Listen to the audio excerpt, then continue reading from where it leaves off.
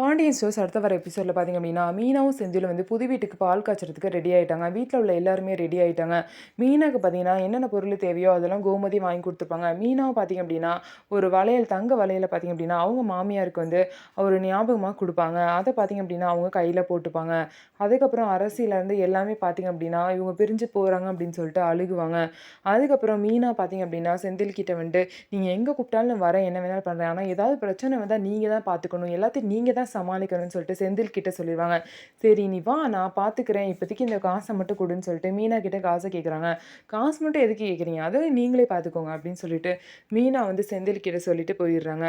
இதுக்கப்புறம் வந்து பார்த்தீங்கன்னா பால் காய்ச்சறதுக்கு வீட்டுக்கு போனதுக்கப்புறம் இந்த மாதிரி மயிலும் சுகன்யாவும் என்ன பேசிக்கிற அப்படின்னா, சுகன்யா வந்து எனக்கெல்லாம் வந்து இந்த மாதிரி தனி கொடுத்தனம் வரணும் அப்படின்னா நான்லாம் உடனே கிளம்பி வந்துடுவேன். தனியாக இருக்கிறது தான் எவ்வளோ சந்தோஷம் தெரியுமா, எந்த பிக்கல் பிடுங்கலும் இல்லாமல் ரொம்ப சந்தோஷமாக இருக்கலாம். ஆனால் அந்த மீனா பாரு என்னமோ ரொம்ப நல்ல மாதிரி சீன் போட்டுகிட்டே இருக்கா, தனியாக வர்றதுக்கே பிடிக்காத மாதிரி அப்படி சீன் போடுறா அப்படின்னு சொல்லிட்டு மீனாவை பற்றி பார்த்தீங்க அப்படின்னா 2 பேருமே பேசிகிட்டு இருப்பாங்க.